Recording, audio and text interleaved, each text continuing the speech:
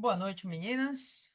Prazer imenso estar aqui mais uma vez com vocês, especialmente porque estamos no mesmo propósito de crescer espiritualmente, de nos elevarmos espiritualmente através da palavra de Deus. Estamos em Jó 14 e, antes de mais nada, vamos convidar o Espírito Santo para estar nos guiando nessa meditação. Senhor nosso Deus, querido, amado Pai, estamos mais uma vez diante da tua presença buscando, Espírito Santo, a sua sabedoria, o entendimento da palavra do nosso Deus.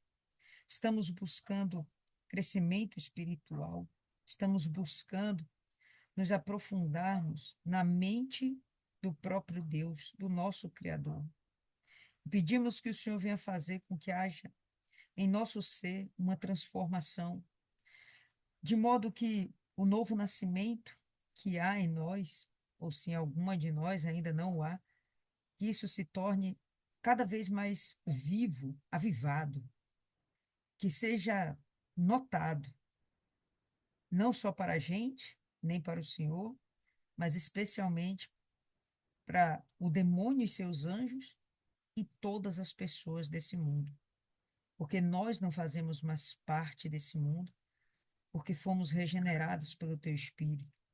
Te agradecemos, ó Deus, por essa oportunidade de estarmos aqui diante do Senhor, fazendo a nossa meditação, buscando em Ti a solução para as nossas vidas, o propósito, o cumprimento do propósito do Senhor em nossas vidas, buscando sermos úteis para o Senhor, buscando realmente sermos edificadas em Ti, que a Tua palavra venha penetrar na gente de tal forma que a gente jamais esqueça dos ensinamentos que o Senhor vai nos dar agora.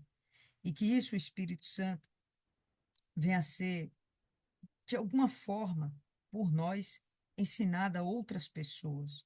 Nós queremos aprender do Senhor, mas queremos também ensinar para as outras pessoas. Queremos fazer, meu Pai, com que uma multidão de pessoas venha também se achegar ao Senhor, que elas também venham buscar a tua face, que elas venham receber a salvação que temos recebido, que sejamos, meu Pai, de verdade, uma grande família do Senhor. Então, desde já pedimos que o Senhor venha repreender toda distração e que o Senhor venha fazer com que cada palavra, ensinamento que recebermos hoje, venha ficar sedimentada na nossa alma, no nosso espírito. Em nome e para a glória do Senhor Jesus Cristo. Amém e graças a Deus. Então, povo lindo, é isso aí. Jó, capítulo 14, e a gente vai ter o seguinte: o ser humano nascido de mulher vive breve tempo cheio de inquietação. Em outras versões fala cheio de problemas. E tanto faz as inquietações, e para mim parece ter um sentido assim maior de foro íntimo, né? As inquietações da alma, os problemas que a gente vive nessa vida por estar vivendo nessa terra. Então, Jó reconhece que o ser humano está aqui na Terra e ele tem uma vida breve, e dentro dessa brevidade, uma vida cheia de problemas, de confusões, de atritos. Normal, nada novo sob o sol. E o que ele está concluindo aqui é o pensamento do que ele já estava falando anteriormente. Lembra que anteriormente ele tinha pedido ajuda a Deus.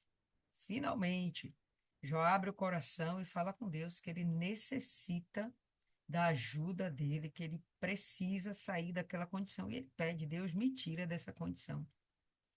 E o que ele vai defender agora, a partir desse verso, até o final desse capítulo, é que a vida do homem é muito breve e que o que ele espera é que Deus seja célere em transformar logo a vida de Jó. Ele quer viver essa transformação ainda vivo, porque ele entende que depois de morto não faz nenhuma diferença. E é isso que ele começa falando. A vida do homem é breve, cheia de inquietações, tá certo? Então, ele vai continuar. E quando ele fala, só uma observação, quando ele fala assim, que o ser humano nascido de mulher, bom, o ser humano não pode ser nascido da carne de outra forma. Ele é específico, o ser humano que nasceu da mulher. A mulher, vamos olhar friamente, é um ser que tem suas fragilidades, como ser humano, suas fragilidades, suas fraquezas. O ser humano em si é um ser, como eu não queria repetir a palavra fraco, né? Mas frágil, realmente. Ele não tem em si mesmo uma subsistência. Se ele não depender de Deus, o ser humano está acabado. Quando ele fala o ser humano nascido de mulher, ele está sendo bem específico. Como pode algo frágil e a mulher especialmente delicada, né? É diferente. O homem é mais forte, mais bruto. Bom, pelo menos naquela sociedade, né? Que hoje que a gente percebe que as coisas estão mudando, os papéis estão se invertendo, né? A mulher está ficando mais forte, mais racional e os homens estão ficando ameninados ou até mesmo afeminados, enfim. Mas a expectativa é que aquilo que nasce de algo tão frágil, como pode ser forte, tá? E eu acho interessante a gente fazer aqui um contraponto, porque ele está sendo bem específico do homem nascido da mulher. Mas, por exemplo, nós hoje temos a plena consciência de que nós nascemos de Deus. Então, toda essa história que ele vai falar aqui é sobre o homem na carne. Mas quando nós já estamos nascidos de Deus, nós já estamos vivendo em nossa alma, em nosso espírito, a eternidade. Então, para nós não há mais morte. Por mais que essa carne morra, ela vai, nossa alma, ela vai continuar vivendo. Vamos receber um corpo imortal, né? A nossa história, ela vai continuar seguindo, existindo. Então, há esperança para aquele que é nascido de Deus. Não há esperança para aquele que é nascido da carne, do homem, de mulher. Acho interessante quando ele coloca isso aqui, e ele é bem específico, né? O ser humano nascido de mulher vive breve tempo, é cheio de inquietação. Já aquele que é nascido de Deus, ele é eterno e seus problemas nem podemos dizer realmente que são problemas. E quando chegarmos na eternidade, aí é que não vai ter mais problema mesmo, né? Enfim, verso 2: nasce como a flor e murcha, foge como a sombra e não permanece. Quando a gente pensa numa flor, por mais linda, bela que ela seja, e durável, como por exemplo a orquídea, às vezes a flor da orquídea, ela dura às vezes mais de um mês, né? Mas uma hora ela murcha e desaparece. Não importa quanto tempo ela vai permanecer, mas ela vai passar e vai murchar, no sentido de que ela vai envelhecer, ela vai se deteriorar, ela vai é, perder a sua beleza, perder aquela sua condição inicial, né? Aquele seu vigor, e ela vai morrer. Aí depois ele fala da sombra, algo que sobrevive menos ainda, né? Porque a sombra é totalmente dependente da luz. E se a luz muda de posição, como a luz do sol sobre a terra, quando a luz do sol muda de posição, a gente percebe que a sombra também vai se esvaindo. E a depender da posição do sol, a gente nem tem sombra. Então, quando ele usa como referência tanto uma flor, por mais bela que seja, ela vai se esvair, como a sombra, mais certa que ela seja, ela vai se esvair, ele está fazendo essa comparação com a, o fato da vida, realmente, a vida do homem ser realmente muito breve e ele não ter controle sobre isso. O homem não tem controle sobre a sua permanência.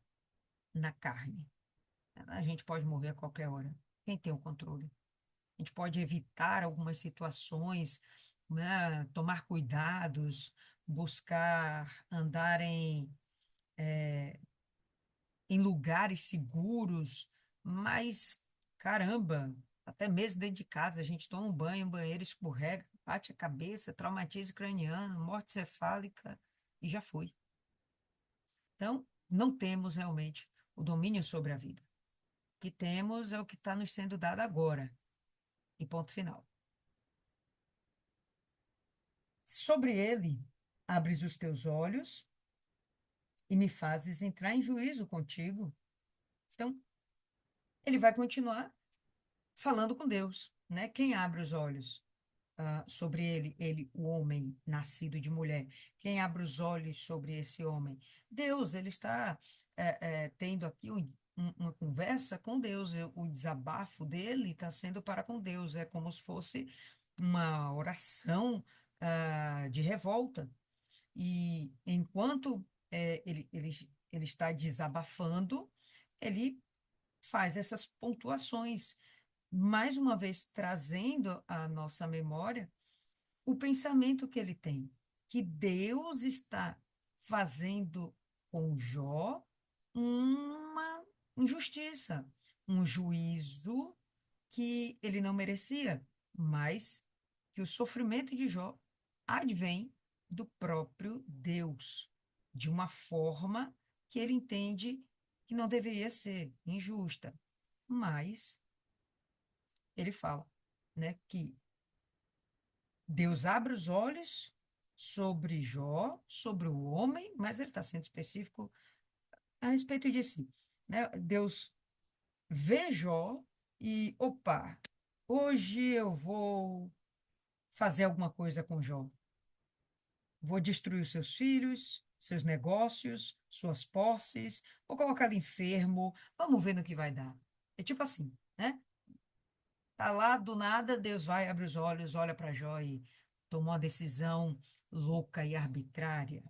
Tá? Entendemos que é a visão de Jó que realmente não traduz o caráter de Deus. Não é assim, tá? Mas para aquele tempo, aquele momento, era o que eles conheciam de Deus. Então, sobre ele abre os teus olhos e me fazes entrar em juízo contigo. Quem poderá tirar coisa pura daquele que é impuro? Ninguém. Então, o Senhor entra em juízo comigo, buscando algo dentro de mim que eu não sou capaz de te dar. E eu acho isso aqui interessante, porque parece nesse momento haver um quebrantamento em Jó, onde ele vai se reconhecer como alguém impuro. Ele não está falando de qualquer homem, ele fala homem nascido de mulher de uma forma genérica, mas a gente sabe que, de verdade, o problema de Jó não é a humanidade, é ele mesmo. Ele quer resolver o problema dele, ele não quer resolver o problema da humanidade. Né? No final desse capítulo, inclusive, ele vai deixar isso muito claro. Ele quer resolver o problema dele. Então, essa conversa usando homem, etc., né, outras formas de se referir a si mesmo, apenas é a poesia do texto, mas ele está querendo falar de si, certo? Então, quem poderá tirar uma coisa pura daquilo que é impuro? E ele fala ninguém, então nem o próprio Deus seria capaz de tirar algo de bom de Jó. Por que que o Senhor está me maltratando assim? O que que o Senhor espera de mim? Eu não sou capaz de te dar aquilo que o Senhor quer, né? E parece, nesse momento, haver esse quebrantamento. E, ok, faz muito sentido. Desde o capítulo passado, quando ele decide pedir ajuda a Deus, no sentido de ter uma intervenção na vida dele, não para lhe tirar a vida, mas intervir na vida de Jó para mudar a sua história. E agora ele fala: eu preciso de ajuda. Sabe, a minha vida não está realmente em minhas mãos. Eu estou definhando, eu estou murchando, eu estou morrendo, eu não tenho controle sobre isso. Eu preciso da sua ajuda. Eu preciso do Senhor. Olha para mim. Não para entrar em juízo comigo, mas para me salvar. Eu achei isso bem legal. Visto que os dias do ser humano estão contados, o número de seus meses está nas suas mãos, traçastes limites além dos quais não passará. Uma forma muito bonita, né? Bonito, poético mesmo, uma forma muito bonita de dizer que a vida do ser humano depende da vontade de Deus. Então, é como se Deus tivesse descrito: olha, você vai viver 60 anos, 11 meses e 13 dias. Né? O tempo está contado.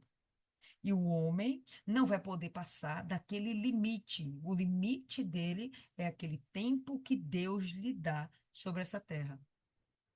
Né? Então, a gente percebe ele se colocando nessa condição de incapacidade, impotência diante da brevidade da vida. E imagino que ele entende, ele percebe, a visão dele é que ele está morrendo. Então, é interessante que realmente no momento da morte é onde a gente, o ser humano, mais se apega a Deus. É um momento onde muitas pessoas que são incrédulas se tornam crentes, estavam perdidas, são salvas. Há uma comoção na alma humana, onde ela percebe a sua finitude e ela não aceita que seja só isso. Ou ela teme o que está depois disso, o desconhecido, né? É natural para o ser humano, é uma sensação, é uma emoção, um sentimento natural. A gente compreende. E me parece que é nesse estágio que Jó está. Então, ele aqui agora meio que baixa a guarda com Deus. Ele vai baixando a guarda para com Deus, não para com os seus amigos. Com os amigos ele continua, né, violento, incisivo, né, meio que bruto, mas com Deus parece aqui agora que ele baixa a guarda, ele se resigna, ele se quebranta, né? Não mais para falar para Deus por que que o Senhor me fez ou por que o Senhor está fazendo isso, mas, pô, me ajuda. Eu estou indo embora. Isso aqui tem que ser resolvido antes de eu vá embora. Visto que os dias do ser humano estão contados, o número de seus meses está nas suas mãos, traçaste limites além dos quais não passará. Desvia dele o teu olhar, para que tenha repouso, até que, como trabalhador, tenha prazer no seu dia. Significa isso, mas uma forma poética de dizer, ah, Deus lançou o olhar, né? Caiu a sorte, lançou o olhar sobre Jó e ele está fazendo essa perversidade, essa injustiça com Jó. E Jó está dizendo: passa o teu olhar de mim. Me faça como que desapercebido para que pelo menos eu viva a minha vida.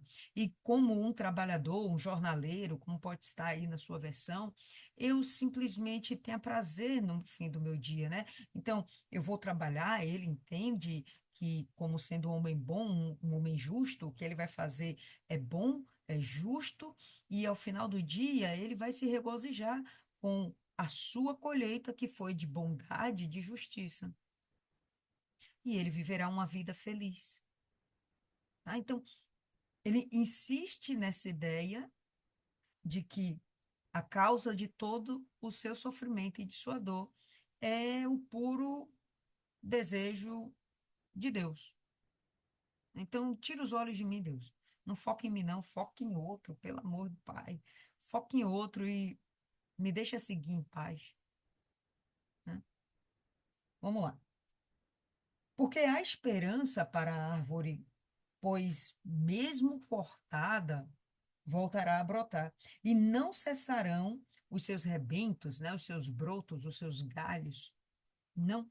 E isso é verdade. Quando a gente corta uma árvore, o que é esperado é que dali a algum tempo ela brote. Pelo menos a grande maioria das árvores é assim, né? Você vai lá, corta Dali um tempo ela brota. Eu tenho um pé de pinha aqui no meu quintal que eu não sei o que eu faço com ele. Como ele está num cantinho que eu não consigo cavar, perto do muro, perto da tubulação de água, eu não consigo cavar para arrancar a raiz. Eu posso deixar ele no toco, mas ele vai e começa a desenvolver de novo. E se eu tivesse espaço, eu deixava ele crescer, mas eu não tenho espaço. Ele está num lugar que ele não tem como crescer. Não foi plantado, né? Aconteceu de ele nascer lá, talvez passarinho veio, jogou a semente por lá, o antigo dono, não sei. Mas enfim, tá lá. Quando eu corto, eu podo, eu deixo no cepo, eu falei, não, dessa vez agora ele morre. E nada, dali 7 dias, tá cheio de brotinho. Agora, nesse momento, já tem mais de 1 metro de altura. Eu vou lá, podo de novo. Então, Deus está, ou melhor, Jó está fazendo uma comparação aqui bem interessante, que há esperança para a árvore. Ele vai fazer um contraponto. Não tem esperança para o homem. Para a árvore tem, mas para o homem não tem. Ele vai continuar defendendo esse argumento, né? Então, a esperança para a árvore, mesmo cortada, ela voltará a brotar. Não cessarão os seus rebentos. Se as suas raízes envelhecerem, perceba que ele não falou que as raízes morreram, envelheceram. Se suas raízes envelhecerem na terra, né, não foram arrancadas, está lá na terra, e o seu tronco morrer no chão, tudo bem, o tronco morre, né, cortou, o tronco cai de um lado, está morto, mas a raiz está lá, ela, ao cheiro das águas, brotará e dará ramos, uma planta nova. Não importa quão velha seja aquela raiz, se ela está na terra plantada, assim que cai um pé d'água ali, ou não vou nem dizer um pé d'água, vou dizer assim, o próprio orvalho da noite.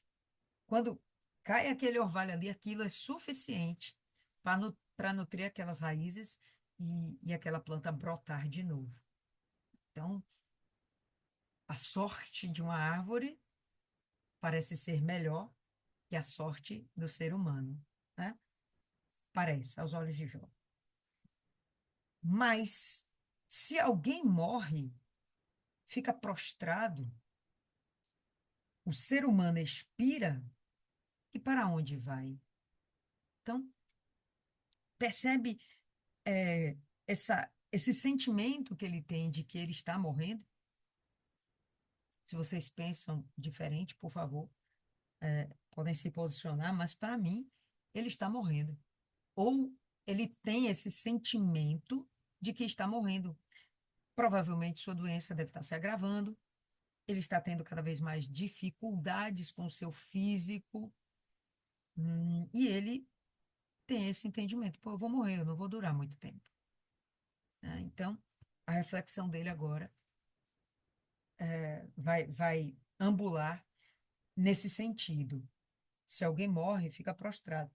O ser humano expira e para onde vai? E eu não sei para onde eu vou. Se eu morrer, o que que vai acontecer comigo, né? Como as águas do lago evaporam, e o rio se esgota e seca, assim o ser humano se deita e não se levanta. Então ele pode morrer dormindo. E ele não tem nenhum controle sobre isso. O ser humano não tem controle sobre até quando ele vai durar, sobre até quando ele vai perdurar nessa terra. E ele não faz ideia, o homem nascido de mulher, ok? Não o novo nascido, o nascido de Deus. O nascido de Deus sabe o que acontece após a morte. Mas o nascido de mulher não sabe.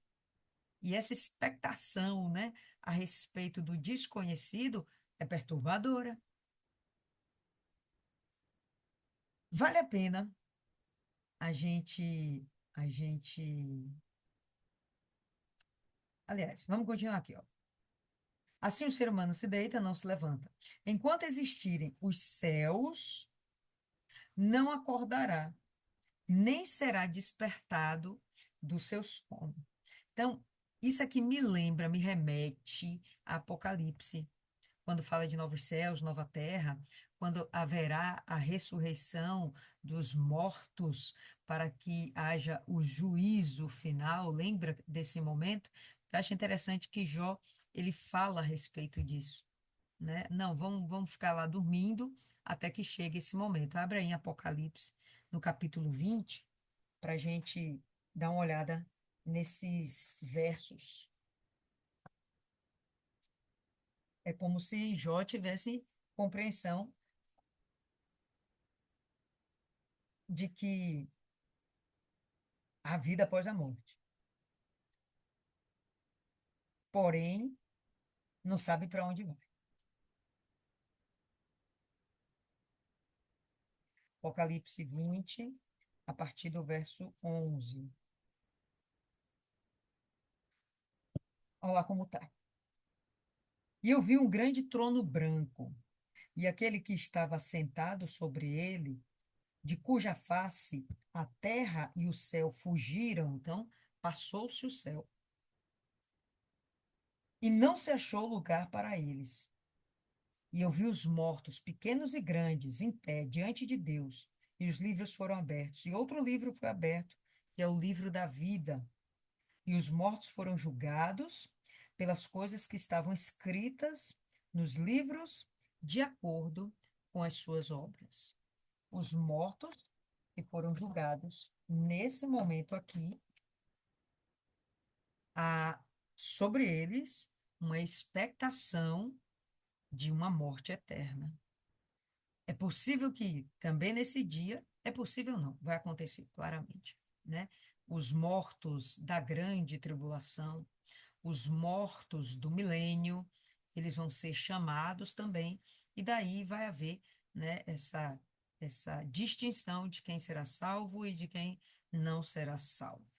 Esse vai ser o momento do juízo final. Aqueles que foram arrebatados antes da grande tribulação não vão passar por esse juízo, tá? A gente já foi salvo.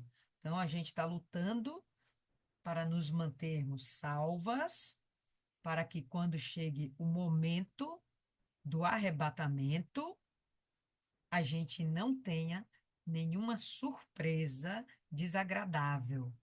Pelo contrário, que a gente vá para o céu. Daí depois acabou. Ninguém tira a gente mais de diante da presença de Deus, da companhia de Jesus. Aí já foi, tá? Mas, enfim, Jó está falando de pessoas que não têm essa salvação. Jó não tem essa certeza. Jó não tem.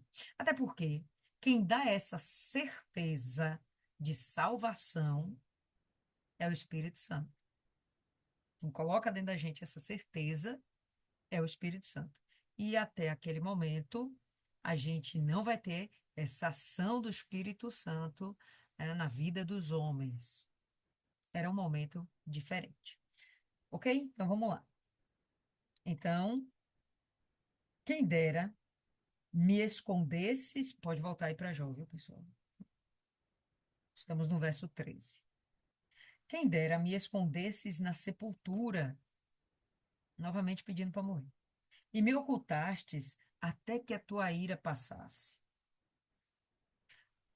Se seria melhor que o Senhor não olhasse para mim e me deixasse viver, mas, bom, o Senhor me olhou e agora eu estou nessa lascação. Então, seria melhor que o Senhor me matasse logo, né? Seria melhor. Mas, quem me dera, me fixasses um prazo e depois te lembrasses de mim. Interessante que ele não quer ser, de forma alguma, esquecido por Deus. Ele não quer. Por mais que esse Deus dele, né, essa concepção dele, seja de um Deus que castiga injustamente, ele ainda não quer sair de diante desse Deus. Ele não quer perder essa comunhão com Deus, né?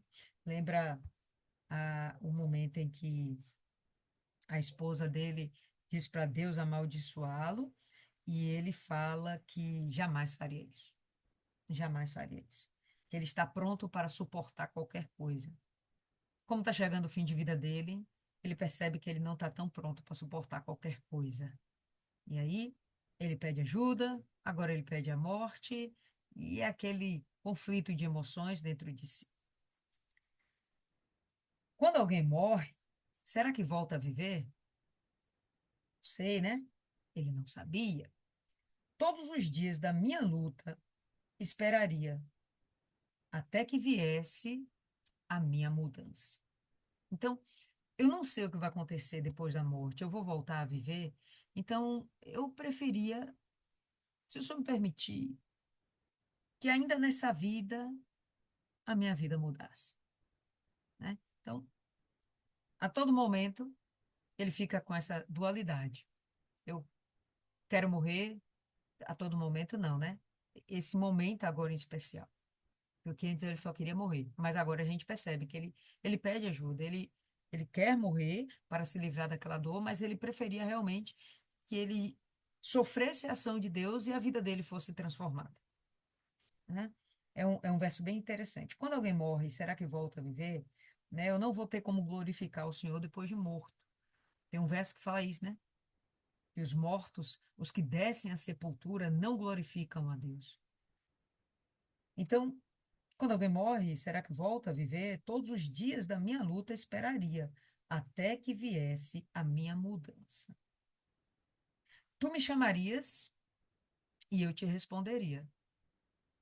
Terias saudades da obra das tuas mãos. Eu achei isso aqui bacana. Você pode até interpretar isso aqui, pelo menos eu interpretei assim, ó, que é como se Deus mudasse a sorte de Jó, a vida, a história de Jó, e Jó seria devoto a Deus, como sempre o foi, mas de uma forma tal que Deus teria desejo de estar com Jó.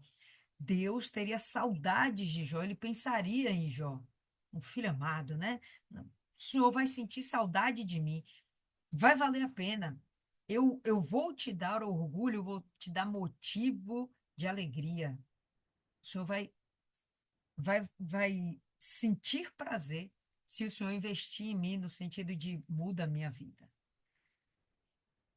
Tu me chamarias e eu te responderia. Terias saudades da obra das tuas mãos. A obra das mãos de Deus é, no caso, o homem Jó. E até contarias os meus passos e não levarias em conta os meus pecados.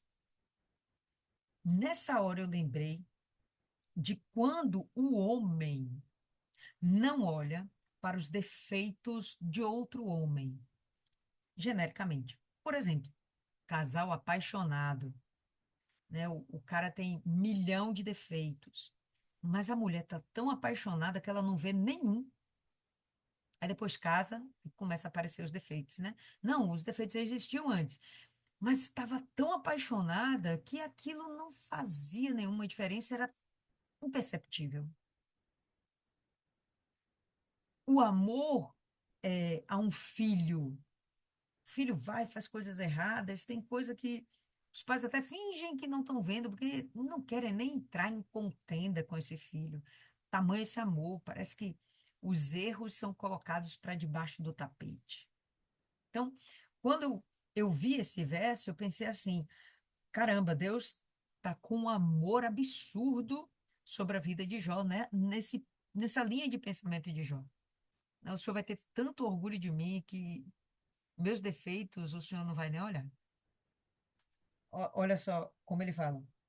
A minha transgressão estaria selada num saco e terias encoberto as minhas iniquidades. Não foi Jó que escondeu para debaixo do tapete, não, era o próprio Deus. Ó, eu não quero nem olhar para essas suas bobagens. Vamos para frente, vem cá, vamos, levanta e anda, né? E vamos caminhar junto. Bonito, né? Bem legal. É algo que nós vivemos hoje, através da nossa fé em Jesus. Nossos erros, nossas falhas, a miríade de pecados que nós tínhamos, eles foram esquecidos, né? Lançados no mar do esquecimento. Deus não se lembra mais dessas coisas, é daqui para frente.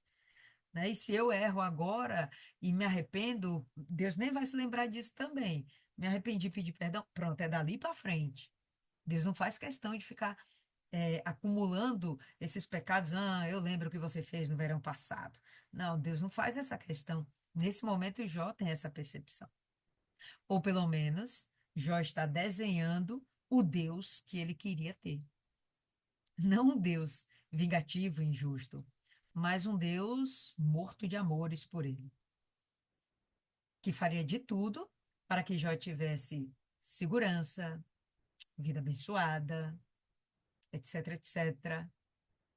E ainda estaria andando com ele todos os dias, morrendo de amores, com saudades de Jó. Mas, como o monte que desmorona e se desfaz, e a rocha que se move do lugar, como as águas gastam as pedras e as cheias levam o pó da terra, assim destrói a esperança humana. Aí ele parece que nesse momento volta para a realidade, põe os pés no chão e ele percebe, pô, o Deus que eu estou tendo aqui, ele está matando a minha esperança. Tá me matando literalmente, eu estou morrendo. Tu prevaleces sempre, para sempre, contra o ser humano. Não tem como, né, não prevalecer. O Criador sempre vai prevalecer sobre a criatura. E ele passa. Mudas o semblante dele e o despedes. Os seus filhos recebem honras e ele não sabe. São humilhados e ele não percebe. Ele sente as dores apenas de seu próprio corpo e a sua alma lamenta apenas por si mesma. Esse é o momento egoísta de Jó. Mas não é que seja um momento egoísta. É o momento em que ele percebe que nada mais tem importância, a não ser a sua alma, a não ser a sua salvação. Então ele já perdeu os filhos, nem parece que essa dor da perda dos filhos está doendo, né? Quando ele fala ali dos filhos, né? Os filhos recebem honras, é, não sabe, são humilhados, ele não percebe, e tanto faz o que está acontecendo agora com seus filhos, né? Se não importa, é, apenas o que restou ao homem foram as dores do seu próprio corpo e a sua alma lamenta apenas por si mesmo. Acabou. Então, no final da sua vida, quando você percebe que a morte é iminente, a qualquer momento ela pode acontecer, o que realmente importa? Bens, pessoas amadas, amigos, carreira, posses, roupas, aparência, seguidores do Instagram, o que realmente importa? Ele chega à conclusão, a sua alma. Para onde vai a sua alma? O que que vai acontecer com a minha alma? Então, até aqui, o que eu entendi é que Jó, ele tem pressa de que a vida dele agora seja transformada, porque ele percebe a brevidade do seu tempo, está se esgotando, mas ele realmente gostaria de ter de Deus. Ele tem um restinho assim de esperança lá, de que ele viesse ter a bênção de Deus sobre a vida dele e uma história completamente mudada, para que ele pudesse, ao final do seu dia, ter paz com tudo aquilo que ele fez durante o seu dia, para que ele, no final do dia, se encontrasse com Deus, conversasse com Deus, que esse Deus completamente cheio de amores por ele, terrivelmente apaixonado por Jó, o acolhesse, o abraçasse, o aconselhasse, o guiasse. Essa é a expectativa dele. Depois daquele desabafo que ele fez, ele agora se mostra um cara mais quebrantado, né? De Parece que mudou um time de, sei lá, 1 minuto e meio, 2 minutos e meio, né? Ele está reconhecendo a sua fragilidade. Enfim, povo lindo, é isso aí. Gostaria de ouvir vocês a respeito do que nós falamos hoje. E aí, quem começa? Dona Cida. Fala aí, Dona Cida.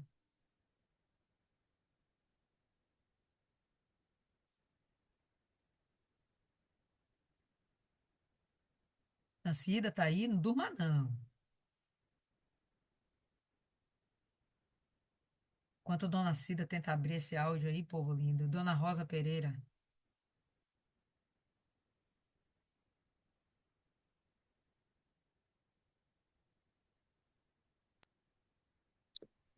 Bom que deu para perceber aqui, né, que Jó agora ele se direciona a Deus, né? E ele fala que do jeito que ele está é como se ele estivesse morrendo, né? Então ele já está ali pelas misericórdias mesmo, morrendo, né? E aí, deixa eu ver aqui. Ele fala que Deus, né? Que Deus poderia esperar, né? Pela mudança dele. Ele procura, ele acha que se ele descer a sepultura, né, ele pode abrandar, né, tudo que tá acontecendo com ele, essa dor toda que ele está passando. E ele acha que tudo que está acontecendo com ele é Deus que está fazendo, né? É Deus que está com ele nas mãos, né? E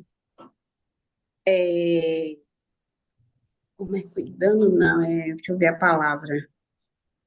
É,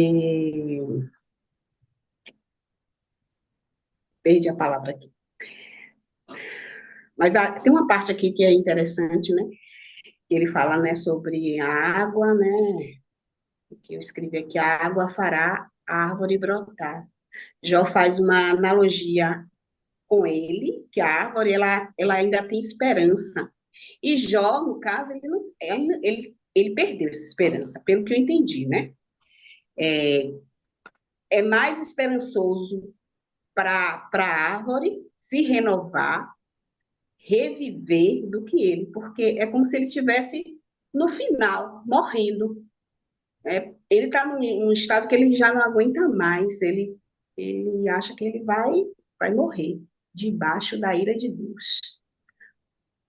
Mas na realidade a gente sabe que não é isso, né?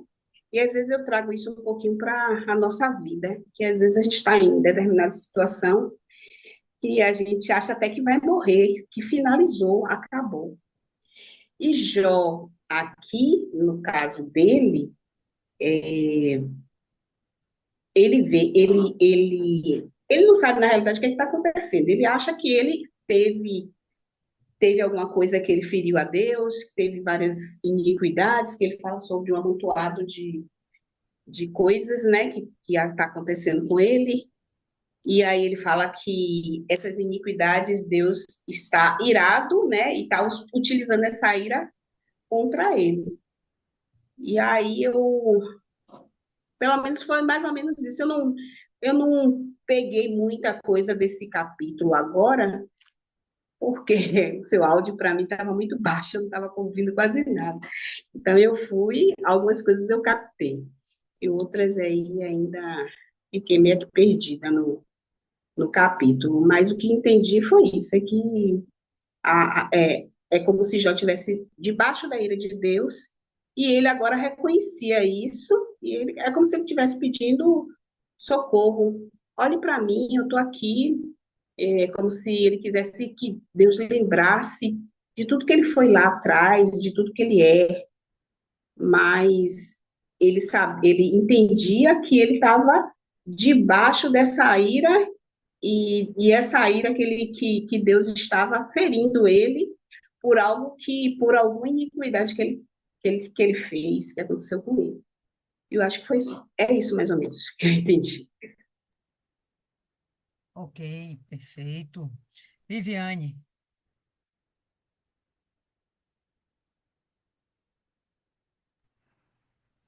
Boa noite. boa. O áudio tá baixo aí para você também, Viviane? Oi? O áudio tá baixo aí para você também?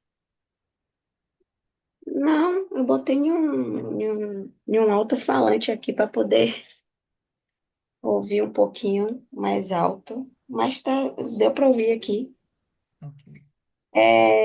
O que ficou para mim assim, ele tá meditando sobre a brevidade, né, da vida, sobre a brevidade da vida, como Dona Rosa falou aí, né, que ele é tipo assim, meditando, o que é que vai acontecer? O que é que vai acontecer se eu morrer? Que ele não tinha certeza, né? O que iria acontecer com ele.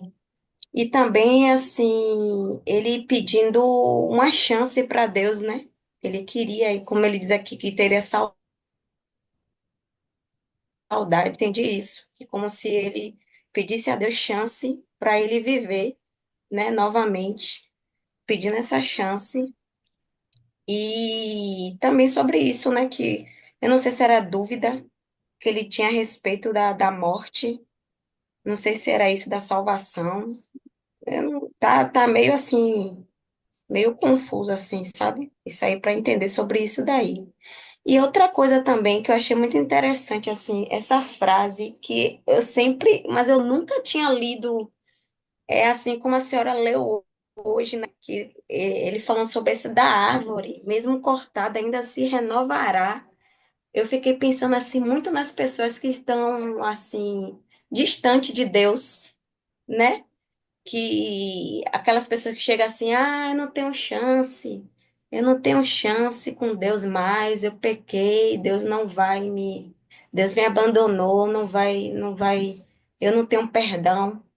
Aí essa palavra onde eu li e vi a respeito disso, sabe? Que mesmo que tem esperança para você. Se você se arrepender, ele vai te cortar, te limpar e você vai voltar a ter raízes, a dar frutos, né? A frutificar.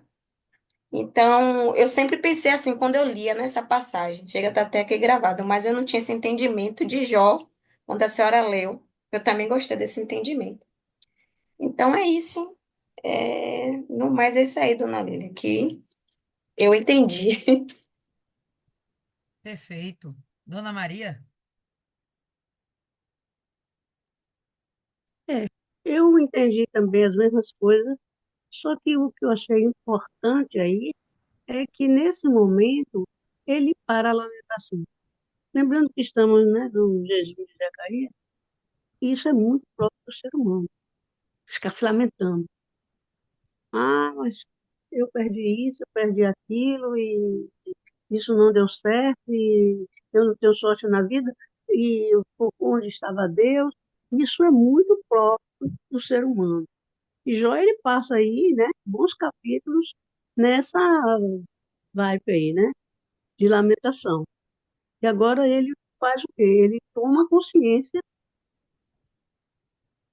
da sua pequenez diante de Deus, ele entende que ele não é nada diante de Deus, e aí ele pensa em, como você disse, desenhar um Deus que tenha misericórdia, que a ira se aplaque, que depois da ira esse Deus tenha amor e misericórdia para perdoar e para dar uma nova vida.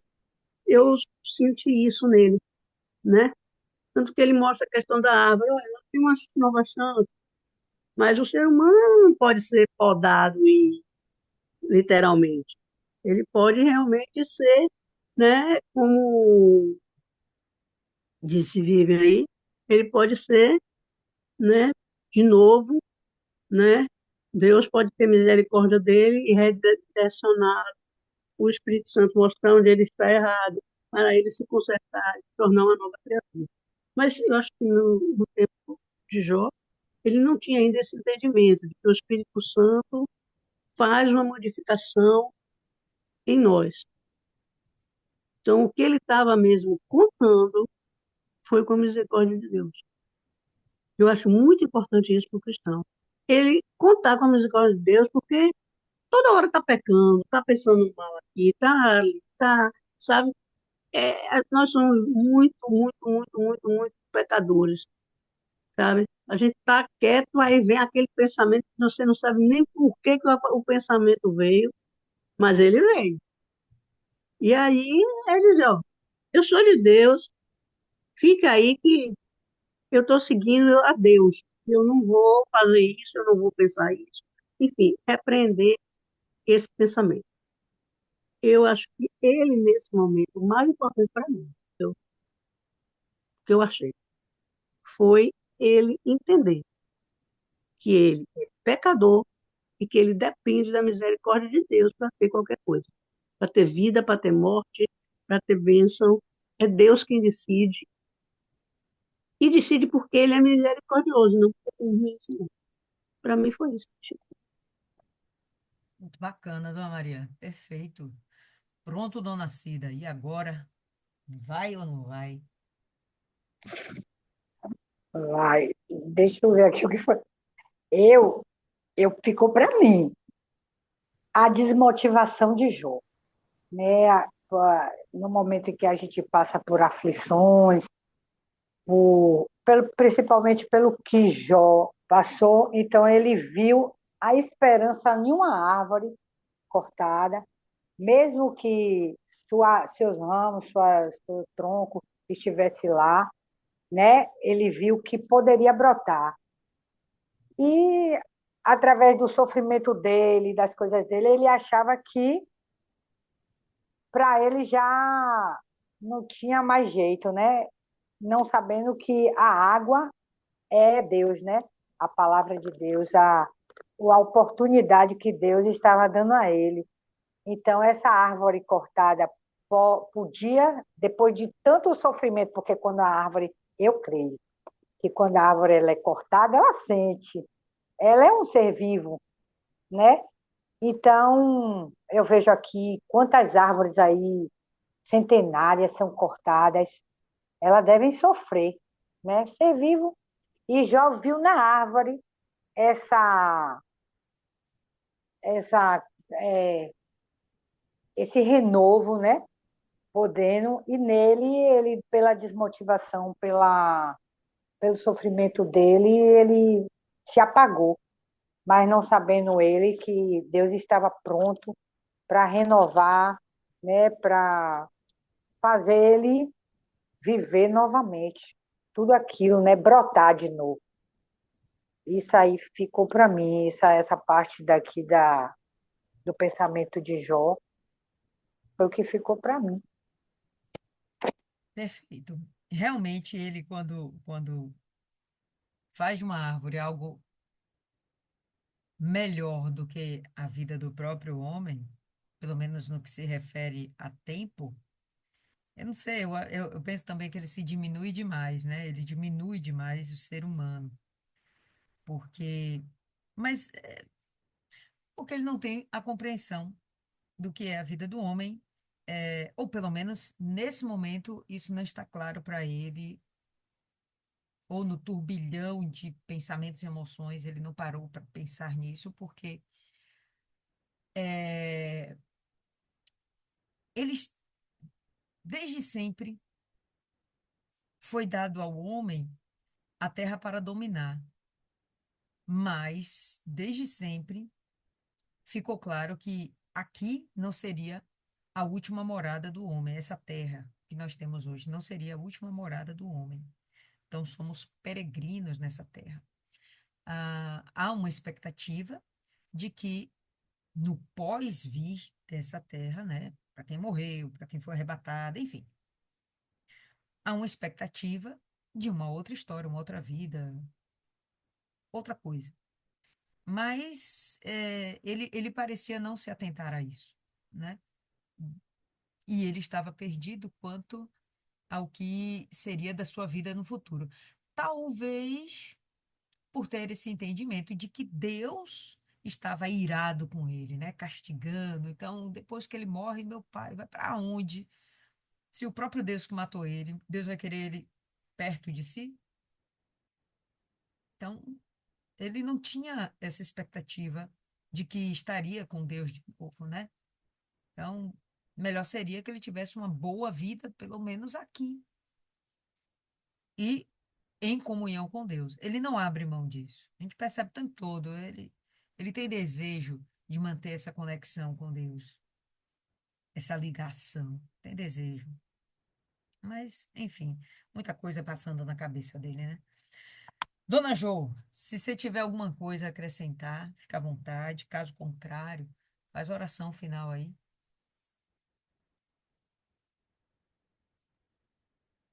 Oi, gente, eu vou fazer essa oração, viu? Hoje eu tô com as vistas meio embaçadas, não deu para eu ler e o áudio estava um pouco baixo. Ok. Fazer oração. Uma próxima comigo. Senhor, nosso Deus e nosso Pai, entregamos aqui, Pai, essa meditação, Senhor, que nos edificou, que nos fortaleceu, meu Pai. E te pedimos, meu Pai, não nos deixa sair da tua presença, não nos deixa sair dos teus caminhos, Pai. Nos fortalece a cada dia, Pai. E desde já, Pai, abençoa a tua igreja, abençoa os grupos, os pastores, abençoa todo o teu corpo de Cristo, Pai. Fortalece, Senhor. E nós pedimos, Senhor, guarda a nossa casa, guarda a nossa família, meu Pai. Em nome do Senhor Jesus, entregamos tudo em tuas mãos, Pai. E que seja feita a tua vontade na nossa vida, Pai, em nome do Senhor Jesus. Amém. Amém, pessoal. Então é isso aí. Por hoje estamos por aqui. A gente se vê de novo sábado. Deus abençoe você, sua vida, sua família. Até a próxima.